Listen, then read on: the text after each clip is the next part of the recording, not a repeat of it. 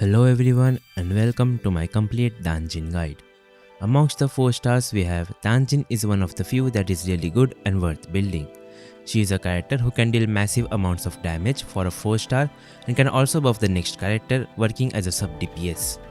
This guide will let you know everything you need to know about her, so without any further ado, let's jump right into it.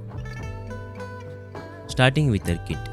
Danjin has a 3-hit basic attack combo and a resonance skill that consumes HP. Her kit revolves around mixing her basic attacks with a skill to do combos. After doing 2 basic attacks or intro skill or dodge counter, you can cast the skill twice in a row.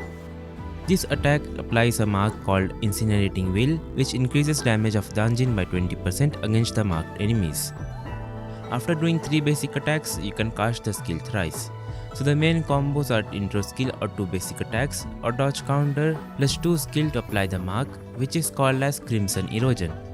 The other one is 3 basic attacks plus 3 skill for damage, which is also called as Sanguine Pulse.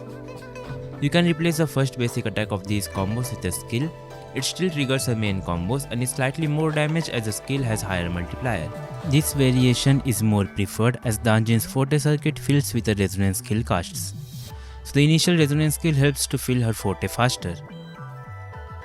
When she has at least half of her Forte filled, she can cast a heavy attack to consume her Forte points, to unleash a powerful attack called Chaos Cleave, which also heals her, and use a basic attack after it to perform Scatter Bloom. This damage is considered as heavy attack damage. If you cast this attack when she has full Forte, its multiplier is increased significantly. This is necessary for Danjin's sustainability and is also one of her main sources of damage.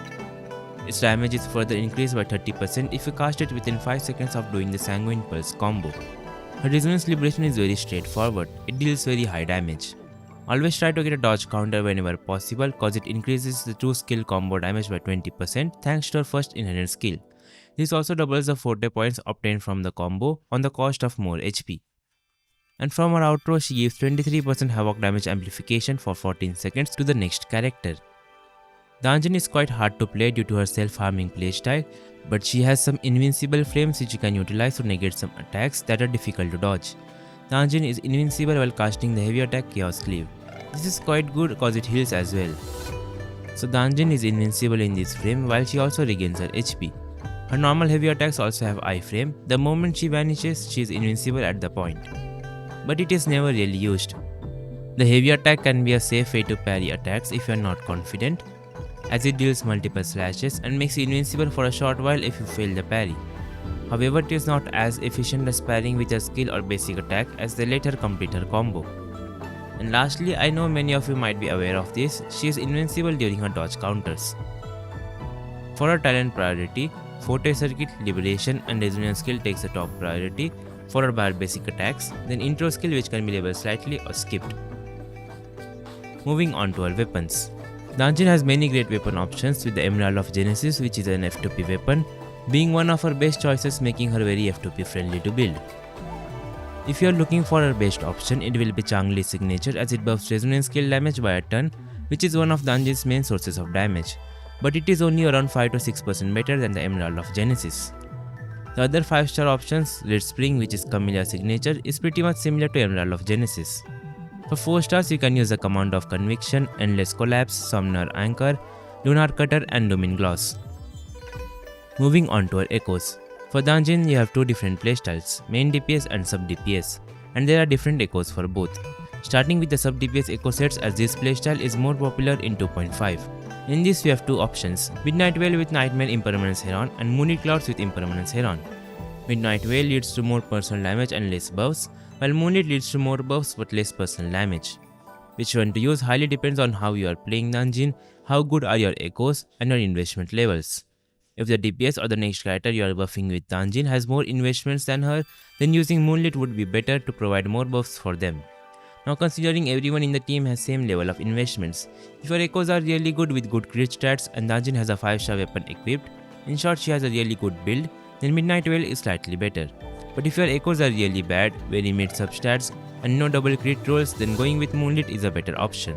Also in a team like Phrolova, Cantrella and Danjin, considering everyone has the same level of investments, you will intro to Danjin after Phrolova, giving her the outro buff, so using Midnight Veil is a better option as buffing Danjin's damage will be more beneficial than providing the mullet buffs to Cantrella. For main DPS Danjin, use the Havoc Eclipse set with the Nightmare Crownless Echo skill.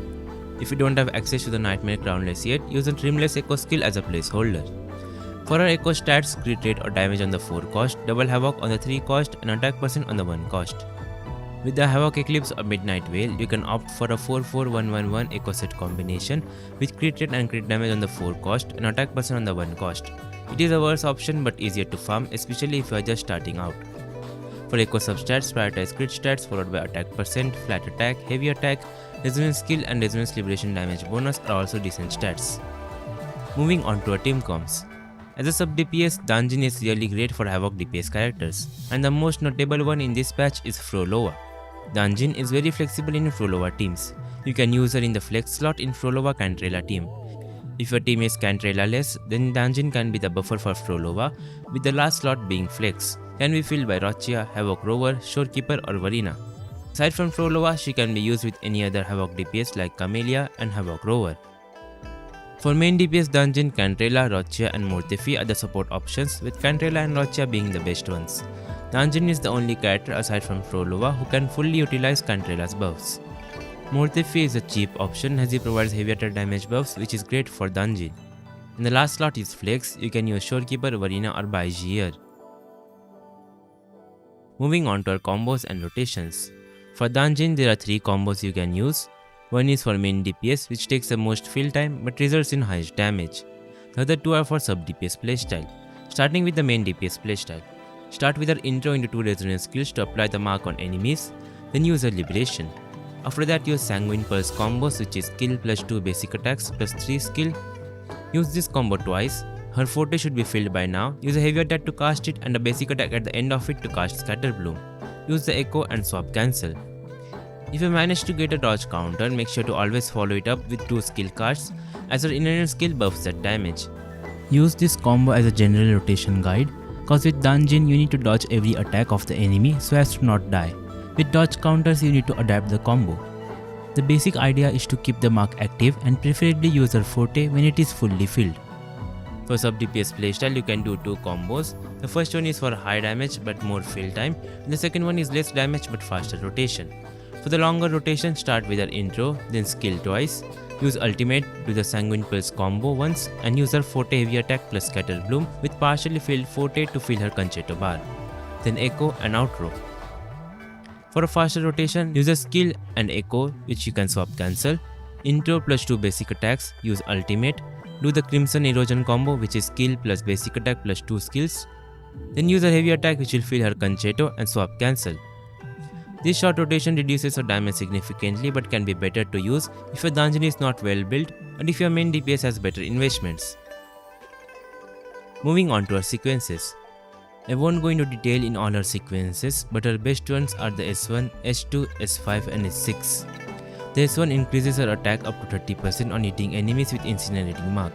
The S2 increases her damage dealt to marked enemies by 20%.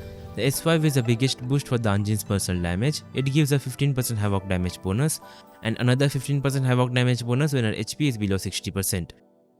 The S6 is the best one for sub DPS Danjin as it gives team-wide 20% attack buff. So overall, Danjin is a really solid 4-star unit. She is a high risk, high reward character as she reduces her own HP to deal damage. She can be used as both sub DPS and main DPS, making her a very versatile character. She can easily parry enemy attacks. Even though she is very F2P friendly to build, she is not quite beginner friendly to use due to her HP drain mechanic, making her a glass cannon. Danjin as a character is very complete as she can heal herself, so she can even be used as a solo character, but it is quite difficult. You may have seen many Danjin solo challenges, some even blindfold themselves, which is really amazing. What do you think about Danjin? Let me know in the comments. Make sure to join my Discord server to hang out with other wuwa players. And that's all for this video. Don't forget to like and share the video and subscribe for more Wuthering Waves content. Thanks for watching.